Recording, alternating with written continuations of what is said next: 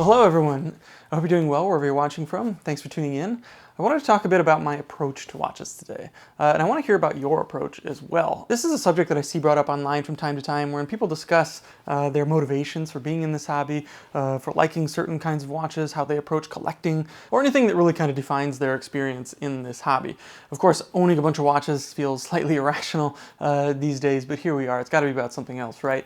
So upon reflection, there's really a handful of things that I feel like have been really helpful for me and have kind of guided me into a healthy place in this hobby over the past 10 or 15 years. And there's something that I wanted to put out there. Maybe it'd be helpful for you. But like I said, I'd love to hear from you on this as well. If you have an approach or if there's anything that's really helped you kind of hone in on the why of what you collect, I'd love to hear it down below. So I want to start off with just that, the why over the what. Now it might come as a surprise to you, but all the numbers and the stat sheets and that kind of stuff rarely compels me to want to buy a watch. It's usually like an added bonus when that stuff works with a watch that I happen to like.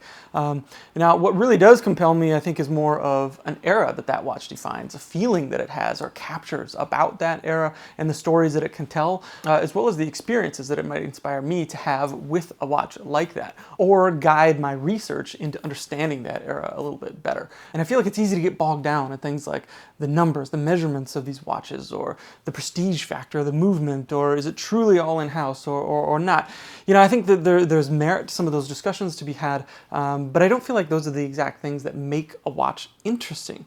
And so I think it's important to pull back and think about these things in a broader context with some of these watches and what else they mean, what else they stand for, how you would put it to use, which I think will be kind of a theme here, with it really boiling down to how you'd want to use these watches, which is a big motivating factor for me personally. I know it's not the case for everybody, which kind of leads into the second one here, which is not pigeonholing myself into a specific type of collecting.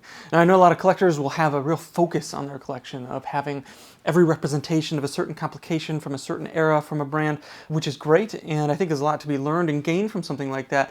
Now, this, for me personally, can kind of muddy the water in how I view my relationship with watches, in not buying them to have in a shelf or on a safe or anything like that. Not that I think there's anything wrong with that, but just for me personally, if I feel like I'm not going to use the watch, then it kind of bums me out a little bit, and usually the watches that end up not lasting all that long in the collection. So broadly speaking, I try not to let that take hold of my thinking when I buy a certain watch or a different version of the same watch comes out, and having them all, you know, I think it's maybe a natural thing to feel like, oh, I'll get that one or I'll have them all. But at the end of the day, that's hard for me to get along with ultimately, just because I have multiples of those things kind of sitting in my watch box. And now, to be fair, I do have some redundancies in my collection, but the reasons for that generally aren't based in me needing to have every certain representation of a watch that exists. All right, so the third one, unsurprisingly, is buying watches to use rather than to collect. I know a lot of people bristle at the label of collector or being called a collector.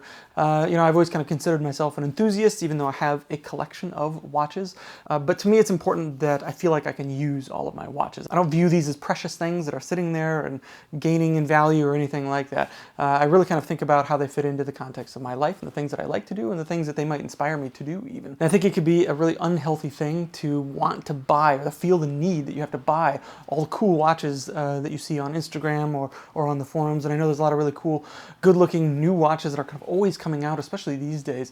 But decoupling your need to have to own all that stuff, I think will lead to a much healthier experience for you in this hobby. So I think it's okay to recognize, I really like that watch for whatever reasons, and we'll get to that in a minute, but I don't feel like I need to own that watch. And then further still, when you want to own a watch, having an understanding of why and what you might use it for. I've definitely been in some situations where I bought a watch that I thought I like, or I do like, but it never really ends up getting worn for one reason or another, so I realized it just didn't vibe with how I experience these things in my actual life.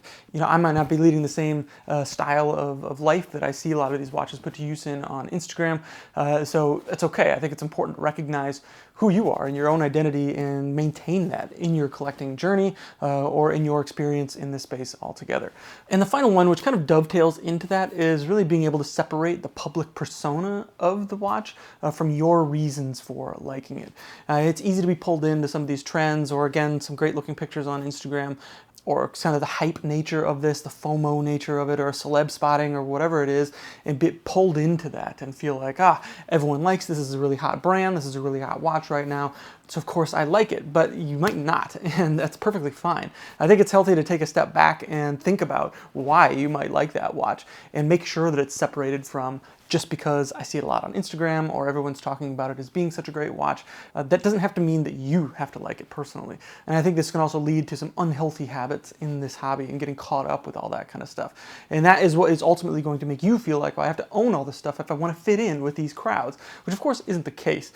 So if you do like these watches, great, but I think that it's important to take a step back or be able to take a step back and really confront the why that you might like it for your own reasons.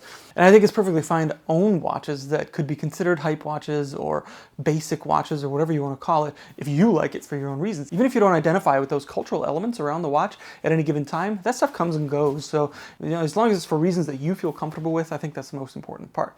If you look in my watch boxes, you'll see watches that do fall into that basic category or hype category, but I don't really care. I use them and I use them as they're intended. I've also got some strange, weird, ugly, whatever watches as well. So all of them kind of tell a story of what I find interesting about them and in this hobby. So, I think it's okay to have watches like that as long as, again, you understand your reasons for liking them. And of course, that will lead to some of these watches sticking around in your collection, as well as you not feeling the need to flip a watch every time something new comes along, because it's this never-ending cycle of, I gotta have the latest and greatest thing, or people aren't going to think I'm cool, or I don't have anything cool to put on my Instagram, or whatever it is. And on that note, I would love to hear from you and how you think about watches. If there's anything that you have found that's been helpful for your journey and keeping you in a healthy space and not feeling like you have to get caught up in all the hype and new release type things. What's your approach to watches? How do you think about collecting? Do you call yourself a collector, or are you just an enthusiast? I'd love to hear it down in the comments, so don't be shy about sharing your thoughts there.